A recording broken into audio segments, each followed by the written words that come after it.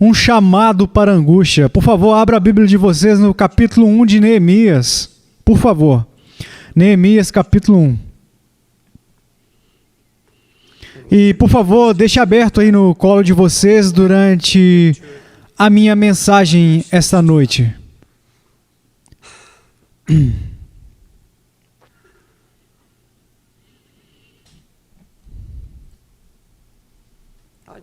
Seria muito difícil para mim pregar essa mensagem se eu acreditasse na minha própria carne que está me dizendo que eu prego muitas mensagens pesadas. Houveram vezes que fui ao Senhor nos meses passados dizendo: Senhor, o Senhor poderia me dar uma mensagem alegre?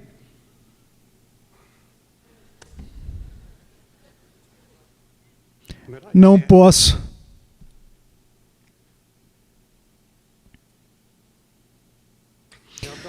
Pode ser que Deus esteja falando para mim. Isso pode não ser para vocês.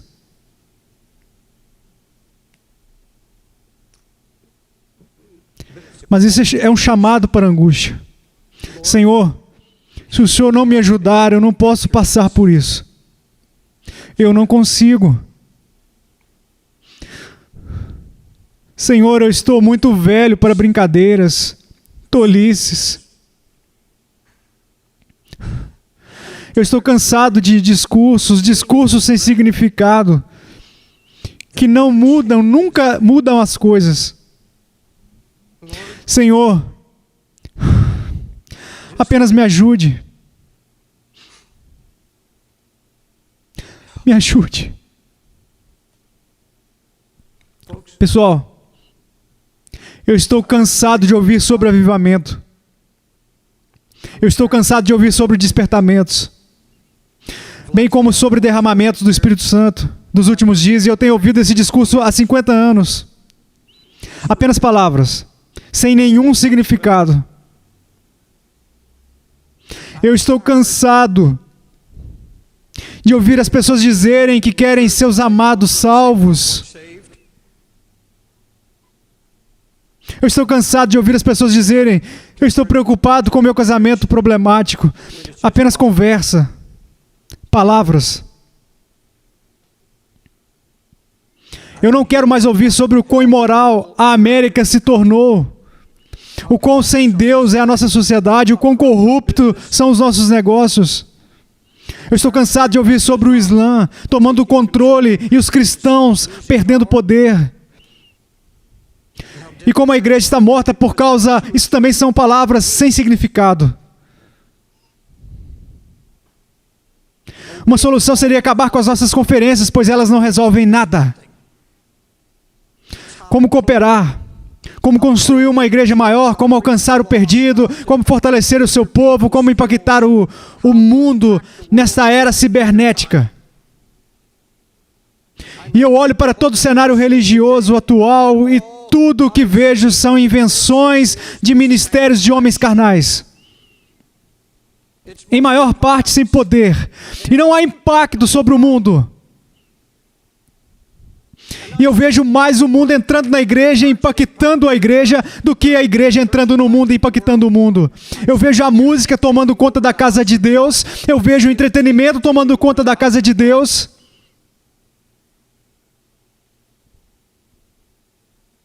Uma obsessão com o entretenimento na casa de Deus e um ódio à correção, um ódio à repreensão. Ninguém mais quer dar ouvidos mais. Me diga, quantas igrejas você visitou recentemente? Quantas igrejas que você conhece ou que você adentrou, que o Espírito Santo estava tão presente que todos os seus pecados foram trazidos diante da sua face? A amável graça de Deus? Qual foi a última vez que você esteve em uma igreja e que você viu jovens sobre tanta convicção porque o povo de Deus esteve diante da sua face? E havia preocupação e agonia, que os jovens se prostravam e clamavam a Deus, pois o espírito de convicção desceu do céu sobre eles. Quantas igrejas que você já esteve recentemente em que você ouviu as palavras, que elas queimaram sua alma e você soube que vinha do céu, você soube que vinha do coração de Deus. Eu espero que você a ouça aqui.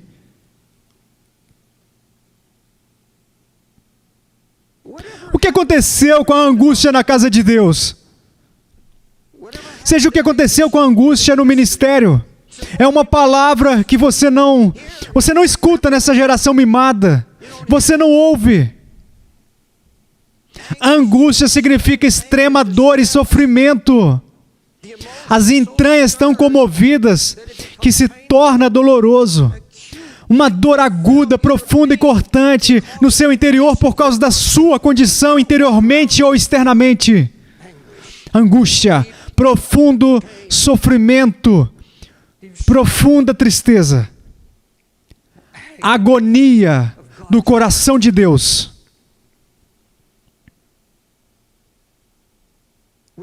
Estamos ligados a nossos discursos religiosos e conversas sobre avivamento, mas nós nos tornamos tão passivos.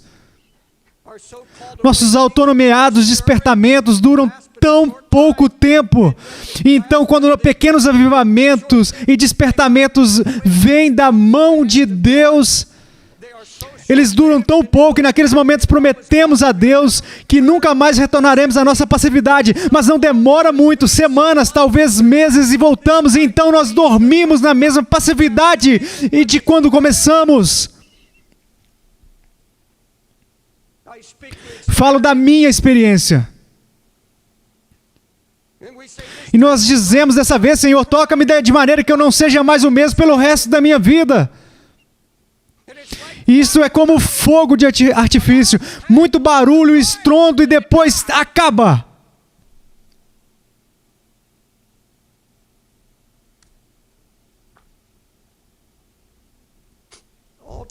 Toda paixão verdadeira é nascida da angústia. Toda paixão verdadeira por Cristo nasce por intermédio do batismo em angústia. Você busca nas Escrituras e descobre que quando Deus intentava recuperar uma situação em ruínas, Ele procurava um homem de oração e o mergulhava nas águas da angústia, para que ele pudesse compartilhar sua angústia. Pelo que Deus via acontecer com a sua igreja, com o seu povo. Então, ele achava um homem de oração, então ele batizava aquele homem em angústia.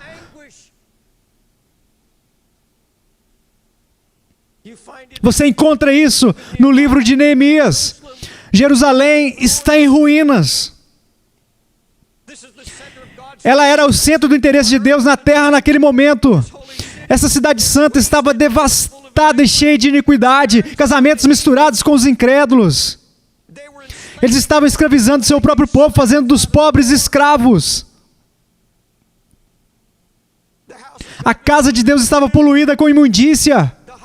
O sumo sacerdote não se separou dos ímpios, reprovados. E como Deus vai lidar com isso? Como Deus vai restaurar as ruínas? O que Ele vai fazer? Como Ele vai fazer isso? Sabe, nós enfrentamos uma situação parecida, às vezes pior. Como Jesus profetizou uma época em que o homem estaria cada vez pior. A igreja difamada com pedofilia, crianças molestadas, incesto, adultério. Uma nação imoral, cheia de lixo pornográfico, que o mundo inteiro se envergonha. E agora está acontecendo esses dias um festival de filmes, conforme o New York Times tem um novo filme prestes a lançar nas lojas dos Estados Unidos, com garotos de 13 ou 14 anos praticando todo tipo de sexo com adultos.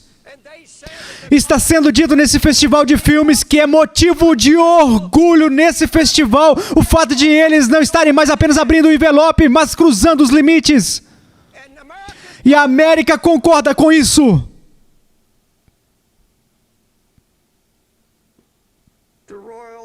Arruinada, caos moral e ainda dividindo a casa de Deus. De qual outra forma você explicaria a multiplicação do número de cristãos que vão para casa e assistem HBO, um programa que eu nunca vi, eu não tenho TV, mas li sobre esse programa no jornal hoje no New York Times, chamado Família Soprano. Se trata de um grupo de mafiosos que mata, assassina, sexo, traição, mentiras, máfia. E nós temos milhões de cristãos agora nos Estados Unidos se juntando para falar sobre o próximo episódio. E estão viciados nisso. Viciados. Alguns de vocês me escutando agora, se trata de seu programa favorito. Não riam. Se trata de vida ou morte.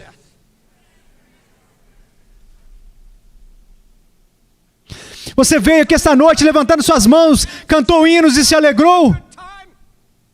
E você assiste a essa imundície?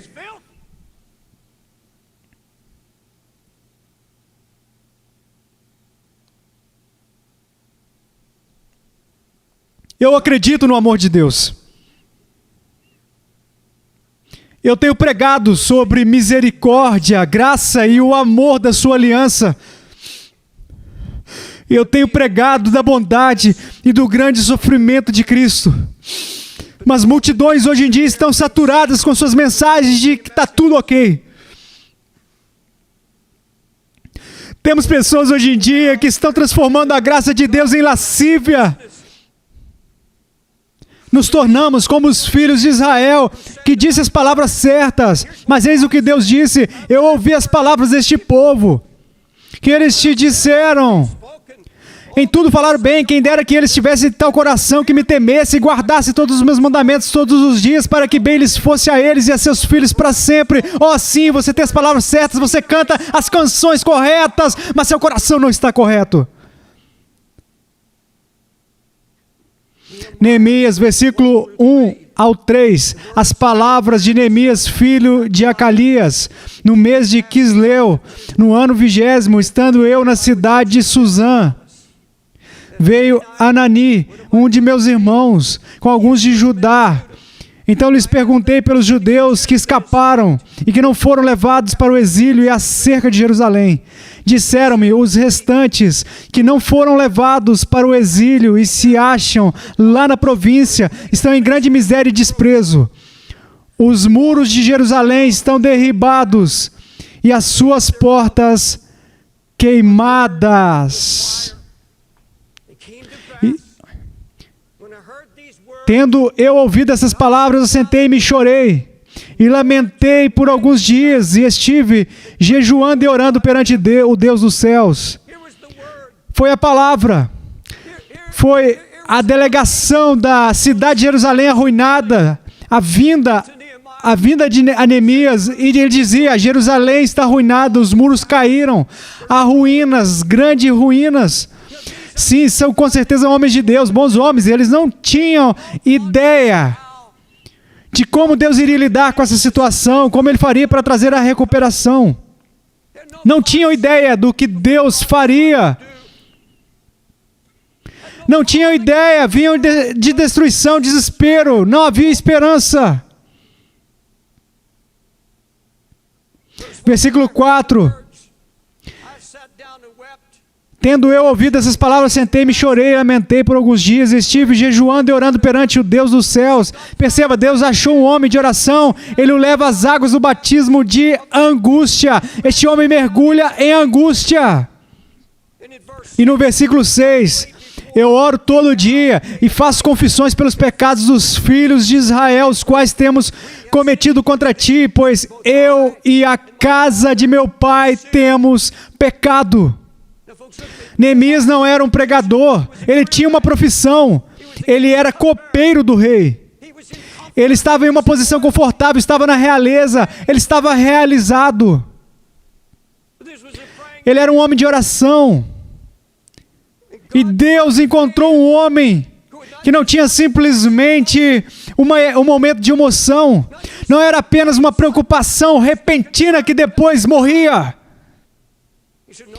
Você precisa entender, eu quebrantei Eu fui quebrantado, eu chorei, eu estive de luto, eu jejuei. E depois eu comecei a orar dia e noite. Quando eu ouço, eu chorei.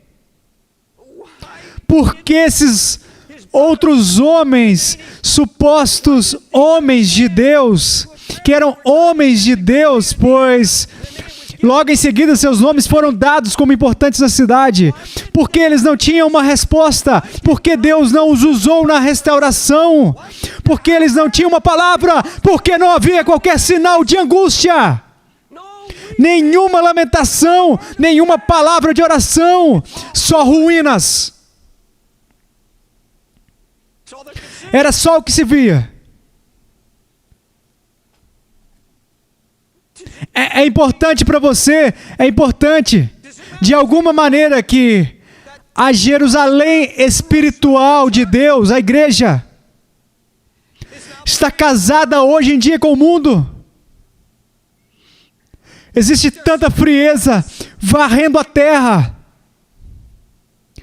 Tantas pessoas que eu conheço, antigos amigos meus que eu vejo por um momento, maridos e esposas com tanta passividade, indo às igrejas onde podem encontrar mensagens suaves, não querendo mais ouvir qualquer coisa sobre a ira ou sobre correção. Alguns amigos próximos, eu vejo eles caindo a propósito em crises e tudo mais.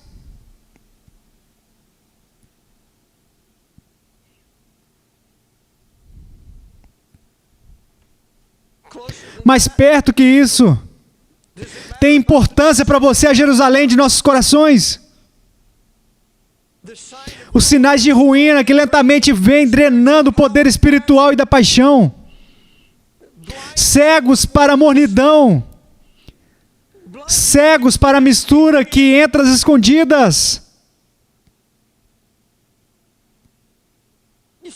Perceba que quando chega a cegueira espiritual, poucos a reconhecem. É a última coisa a ser reconhecida por um filho de Deus. Se eu, como pastor, conhecesse você pessoalmente e vigiasse a sua vida, e como um pastor da igreja eu viria a você e diria: eu amo você, mas eu tenho que te dizer a verdade. Você está mudando. Você sabe o que era. Algo do mundo entrou no seu coração. Não sei se foi a TV, eu não sei o que é que mudou você. Eu não vejo quebrantamento, eu não vejo a compaixão que você tinha pelos seus amados, eu não vejo preocupação pelos perdidos da sua família. Você está mudando. Pouco a pouco algo está acontecendo com você. Será que você cairia de joelhos quando a ruína que você nem conhecia foi trazida repentinamente diante de seus olhos?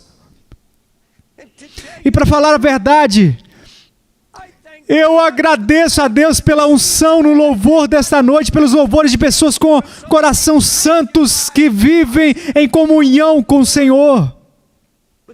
Mas a questão é, com toda honestidade, muitos entre nós estão mudando. E eles não sabem disso ainda. Você perdeu sua batalha. Perceba, quando você lê o livro de Josué, é quase que totalmente um livro de derrotas, porque eles perderam o coração deles, eles perderam a luta. Isso é o que o diabo quer, retirar a luta de vocês, e eliminá-los, para que vocês não trabalhem em oração mais, não clamem mais diante de Deus, para que vocês se sentem e assistam TV, enquanto a família de vocês vai para o inferno.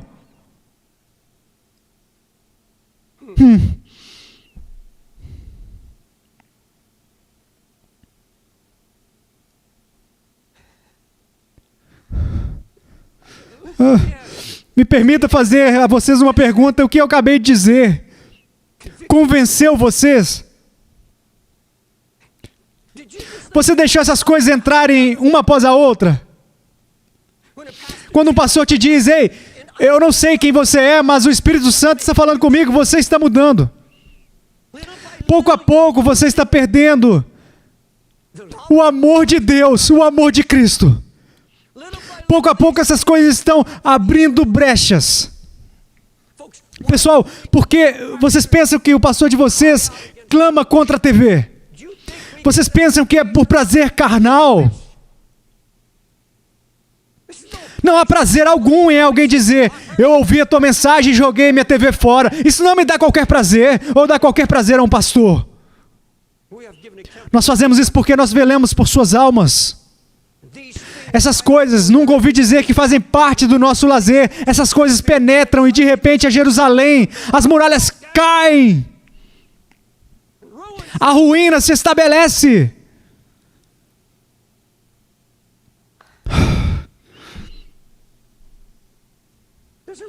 Te importa o fato de que os seus amados que estão perdidos estão morrendo e que estamos cada vez mais perto do fim? Isso te preocupa pelo menos um pouquinho? Que eles podem morrer e ir para o inferno? Ainda que você ame a Cristo. Onde está a angústia? Onde estão as lágrimas? Onde está o lamento? Onde está o jejum? Muitos de vocês oram em jejum, quebrantam diante do Senhor. Mas eu estou falando do corpo de Jesus Cristo de uma maneira geral. Onde está o levantar na madrugada? Ele diz: dia e noite eu comecei a orar. Onde está a confissão dos seus pecados e dos pecados dos seus filhos diante do Senhor?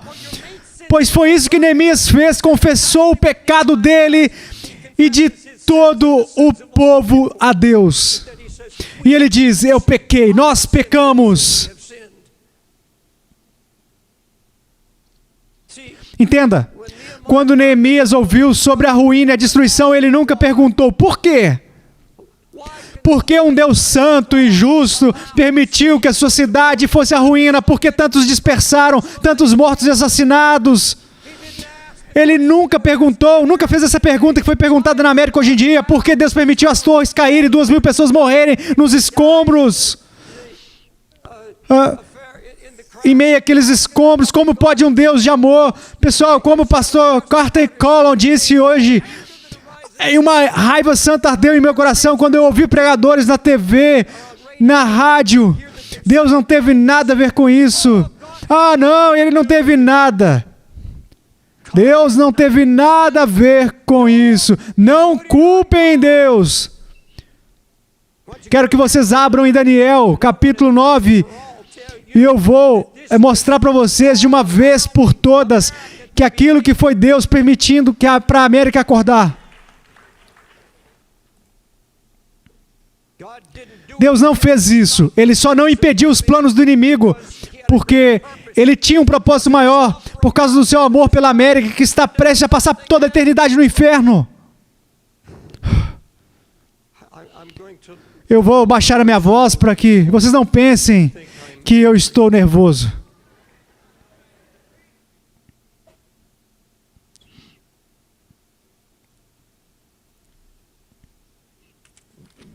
Daniel, capítulo 9, versículo 5.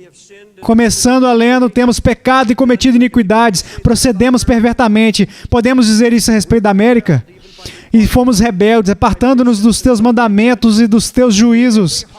E não demos ouvidos aos teus servos, os profetas, que em teu nome falaram aos nossos reis, nossos príncipes e nossos pais, como também a todo o povo da terra. O governo foi avisado por homens justos. A ti, ó Senhor, pertence a justiça, mas a nós o corar de vergonha, como hoje se vê. Aos homens de Judá, aos moradores de Jerusalém, todo Israel, quer os de perto, quer os de longe, em todas as terras por onde os tens lançado, por causa das suas transgressões que cometeram contra ti. Ó Senhor, a nós pertence o corar de vergonha, aos nossos reis, aos nossos príncipes e aos nossos pais, porque temos pecado contra ti. Por quê? Porque nós temos pecado contra ti. Ao Senhor nosso Deus pertence a misericórdia e o perdão, pois nos temos rebelado contra Ele. Não obedecemos a voz do Senhor nosso Deus para andarmos nas suas leis, que nos deu por intermédio de seus servos, os profetas. Sim, todo Israel transgrediu a tua lei, desviando-os para não obedecer a tua voz.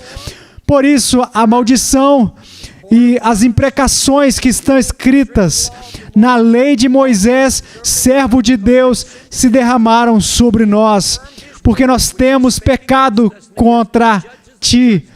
Ele confirmou a sua palavra, que falou contra nós e contra os nossos juízes que nos julgavam, e fez vir sobre nós grande mal, porquanto nunca debaixo de todo o céu aconteceu o que se deu em Jerusalém. Versículo 14, por isso o Senhor cuidou em trazer sobre nós o mal, e o fez vir sobre nós, pois justo é o Senhor, nosso Deus, em todas as suas obras, que faz, pois não obedecemos a sua voz.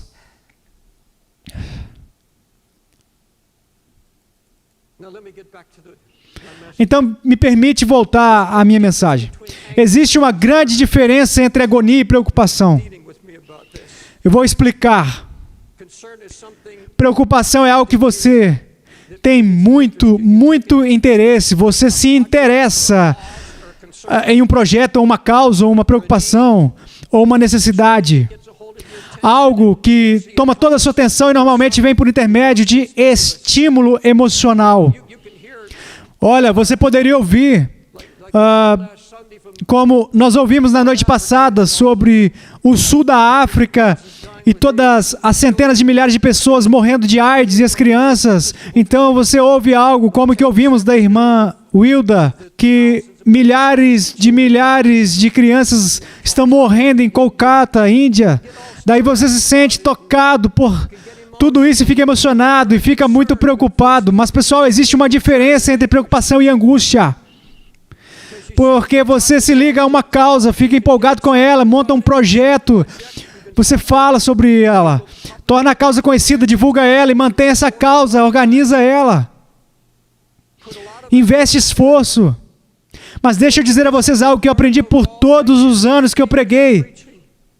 Se não for nascido em angústia, se não for nascido pelo Espírito Santo, quando você viu e ouviu sobre a ruína que o levou aos joelhos e te levou a um batismo de angústia, onde você começou a orar e buscar a Deus. Pessoal, essa igreja nasceu da angústia. 6 meses de angústia, lágrimas, de uma cidade caipira pequena na Pensilvânia, onde um pastor de uma igreja pequena clamava: ó Senhor, Senhor, eu estou vazio, eu estou seco, se isso é o Espírito Santo, então eu não quero mais. Tal desespero.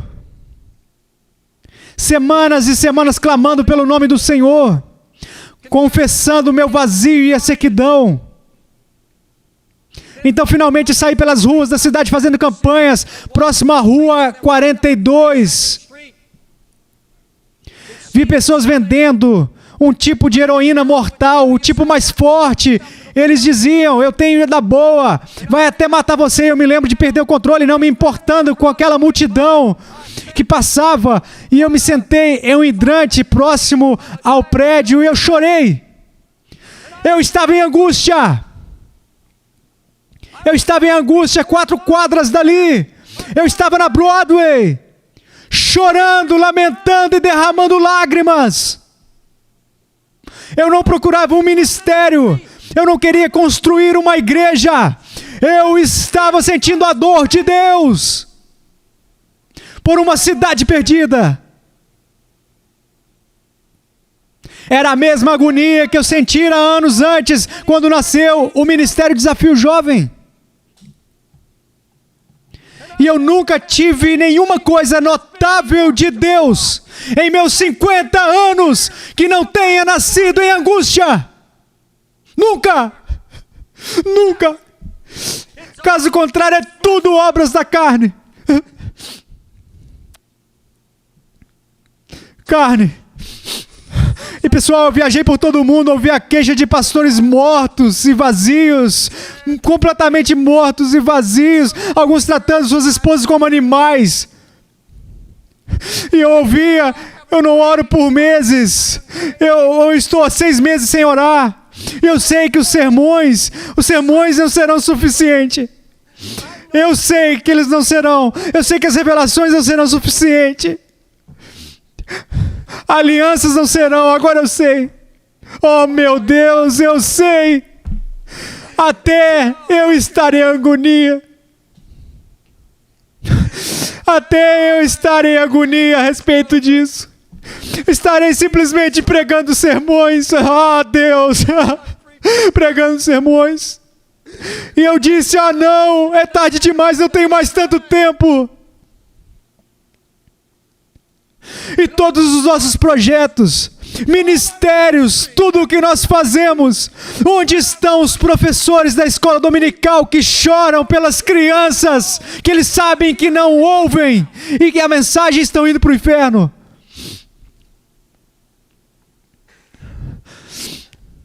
Por onde eu vou, sempre aparece alguém com um projeto, um plano ou um sonho.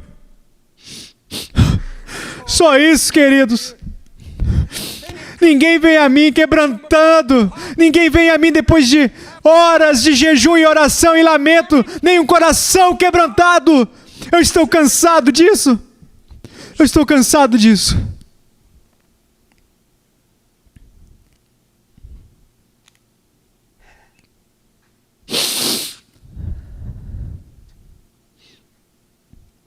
Entenda, uma verdadeira vida de oração começa no lugar da angústia. Um lugar onde decisões vitais são tomadas. Entenda, se você colocar o seu coração para a oração, Deus virá e compartilhará seu coração com você. Ele vai abrir o seu coração. E eu te digo, há dor no seu coração. Mas Ele enxerga, Ele vai mostrar a condição da sua igreja. Ele vai te mostrar a condição do seu próprio coração e Ele vai te fazer uma pergunta. O que isso significa para você? Isso te importa?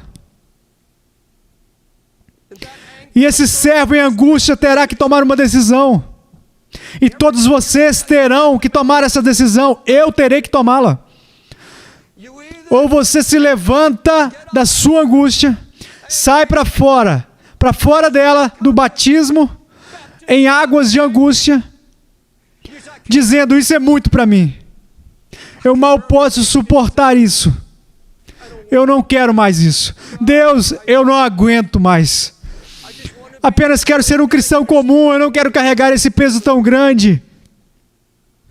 Eu não quero mais lamentar pela minha família, apenas quero levar pela fé. Perceba, você terá que tomar uma decisão. Agora Ele virá e dirá, se você vai carregar meu fardo, se você vai ser um instrumento de restauração, e se você espera que alguém seja um instrumento na sua família, ou para fazer essa obra, você está enganado. Pois enfadei o seu coração, eu te dei o meu coração e eu abri minha angústia a você e te permiti senti-la e compartilhar dela. O que vai levá-los a seus joelhos. Lá Deus te dará uma palavra de direção.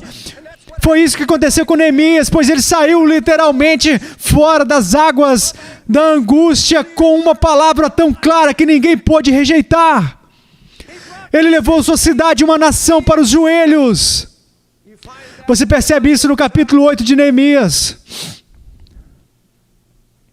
Você entende? Você relaxa, se afasta e volta para a sua passividade. Apenas quero ser um cristão comum. Mas não existe isso. Ou o seu coração começa a clamar, ó Deus, seu nome está sendo blasfemado. O Espírito Santo está sendo zombado. O inimigo está tentando destruir o testemunho da fidelidade do Senhor e algo precisa ser feito. Você não pode continuar sendo derrotado. Vamos voltar para a palavra. Quando eu ouvi que Jerusalém havia sido destruída. Você entende? Se ele acreditasse naquela teoria que, se Deus precisar, Ele me chama. Ele não teria feito o que fez. Ele disse, Senhor, me dê um minuto, eu vou arrumar minhas coisas. Me dê 1 ou 2 dias. Esse é o tipo de desafio que eu gosto. Vamos lá. Vamos fazer isso. Sem angústia, sem jejum, sem oração, sem quebrantamento, façamos isso. Nada teria sido feito. As muralhas não teriam sido reconstruídas.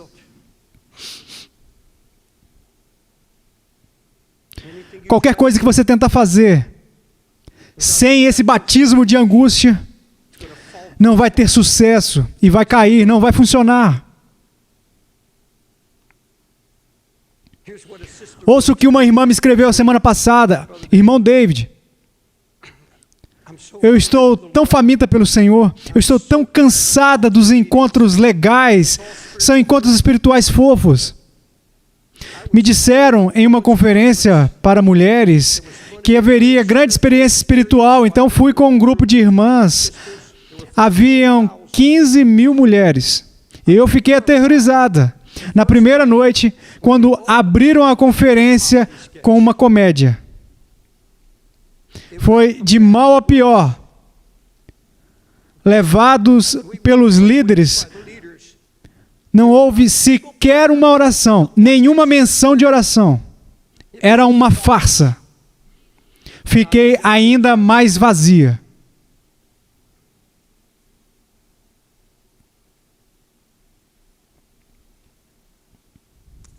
O profeta Amós clamou contra aqueles que estavam descansando em Sião, comendo, cantando suas músicas, mas não estavam aflitos pela ruína de José. No original hebreu eles não estavam agonizando em oração pela ruína de José, de Israel. Eles não estavam agonizando, não estavam em angústia pela situação de Israel. Comédia, sim, canções alegres, sim, comendo, companheirismo, bons momentos, sim, mas chorando, lamentando, agonizando, jejuando. Não, não, não, não. Não isso. Pessoal, prestem atenção. Resultante desse batismo de angústia vem uma coisa maravilhosa que acontece àqueles dispostos a se submeterem a ele. Uma coisa maravilhosa, o conhecimento imediato da voz de Deus. Imediato. Agora, se você não tem um histórico de oração, se você não tem essa vontade de compartilhar do coração de Deus, você poderá receber isso. Basta você pedir. Ele diz, eu darei se você pedir. Isso é algo que cabe a você pedir. Ó Deus, eu quero me afastar e conhecer o seu coração. E quando você começar a buscar a sua face, e você permitir a Ele quebrantar você e te moer, você entra em comunhão com Deus. Percebe? Deus nos chama para viver em angústia. Isso é o nascimento, é o ventre de algo que Deus traz a você, que Ele quer que você cumpra e retirar das ruínas, restauração de sua família ou do que for. Ele vai te levar a esse batismo. E como no batismo nas águas, você se levantará dele, das águas, mas você sairá com esse conhecimento imediato da voz de Deus. Pois veja, Neemias, ele orava, ele jejuava, lamentava e deixou uma marca na sua cidade. E fez com que o rei notasse que ele era um copeiro. E depois, quando ele leva o vinho ao rei, o rei diz, por que você está abatido? Por que o seu semblante está triste? Neemias não teve tempo de elevar o seu coração a Deus. Ele não teve tempo. Então ele não foi e disse, me dê 3 dias para jejuar e orar e pronto. Não, ele tinha uma palavra imediata. Porque o semblante triste de Neemias, ele disse, então temi sobremaneira. Então orei ao nosso Deus e disse ao rei. Em outras palavras, uma resposta imediata de Deus, uma direção imediata. Conhecer a voz de Deus.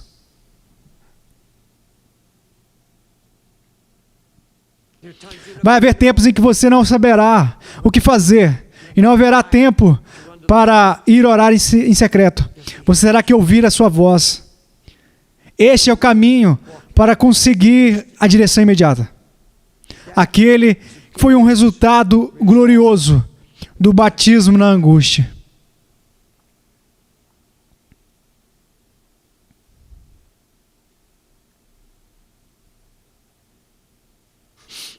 O servo que estiver disposto a sentir a dor de Deus é o único servo que tem a autoridade e o direito de apoderar das promessas e alianças de Deus.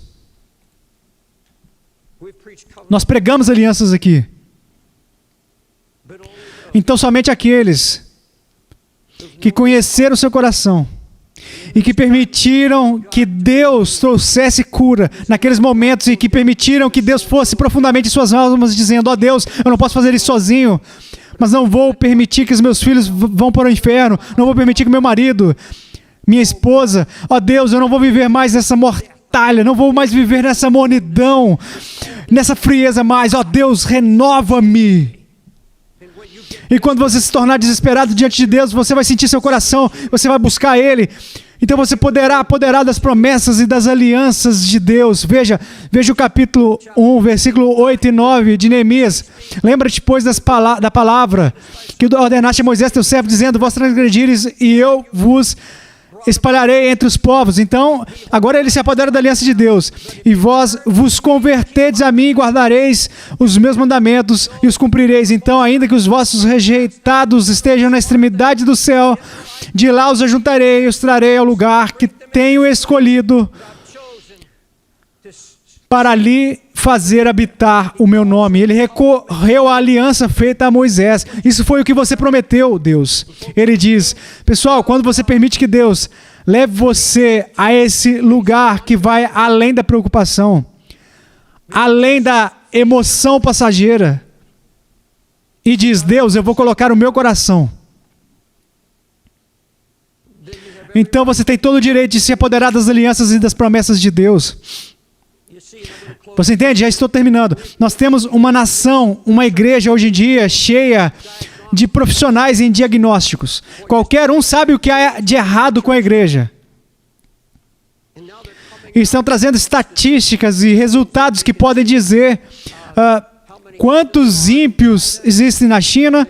Eles trazem resultados e quadros, mas não têm a menor ideia.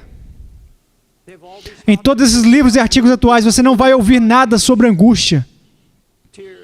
Lágrimas, quebrantamento, você não vai ouvir sobre isso.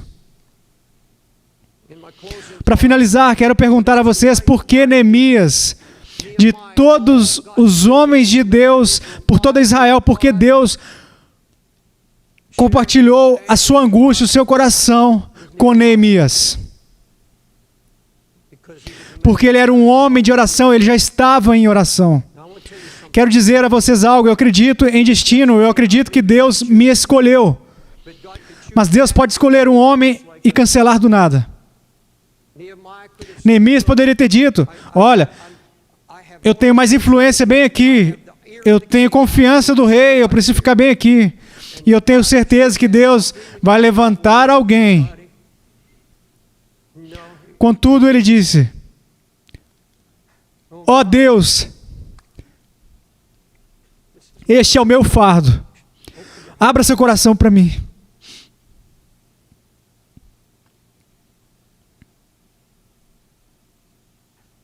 Agora eu sei que vai ser preciso mais do que pregação, mais do que qualquer revelação.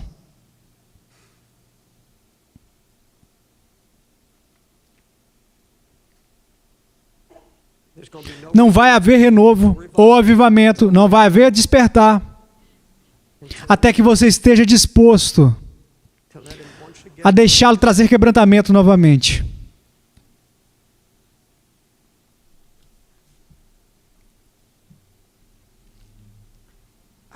Eu não sei o porquê, mas eu sei que algo está por vir. Os outros pastores já compartilharam com vocês o que eles sentem sobre os tempos difíceis que estão por vir, que não vem somente do púlpito, mas também de políticos ao redor do mundo.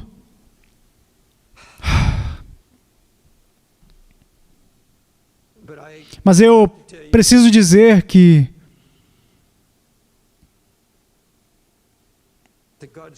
Deus está me chamando primeiramente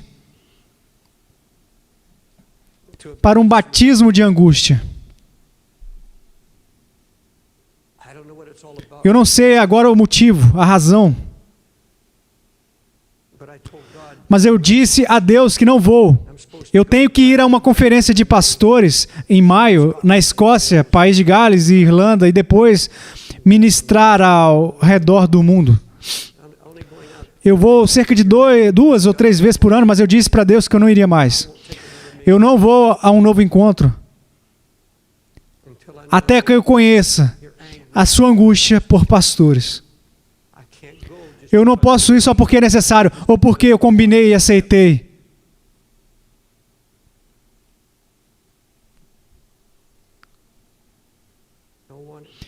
Não, nenhum.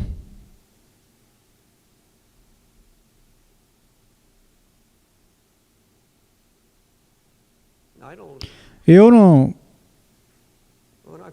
Quando eu prego algo assim, tudo fica tão quieto que eu tenho a impressão que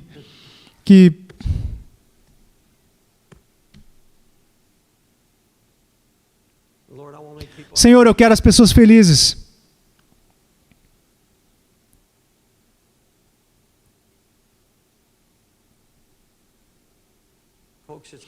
Pessoal, a coisa está ficando séria e o tempo está passando. Por favor, não me diga. Não me diga que você está preocupado. Não me diga que você quer seus amados salvos quando você passa horas em frente da TV e da internet. Vamos lá.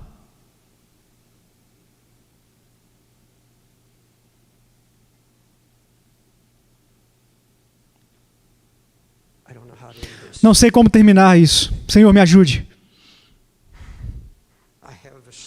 Eu tenho o sentimento que isso não seja para toda a congregação, mas para alguns está falando bem profundamente.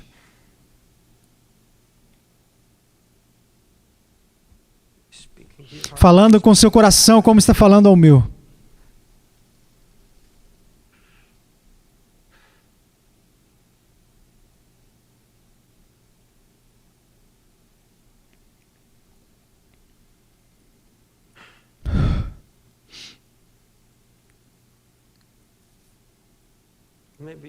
Talvez você não precise orar tanto, mas eu imploro, por favor, eu preciso orar.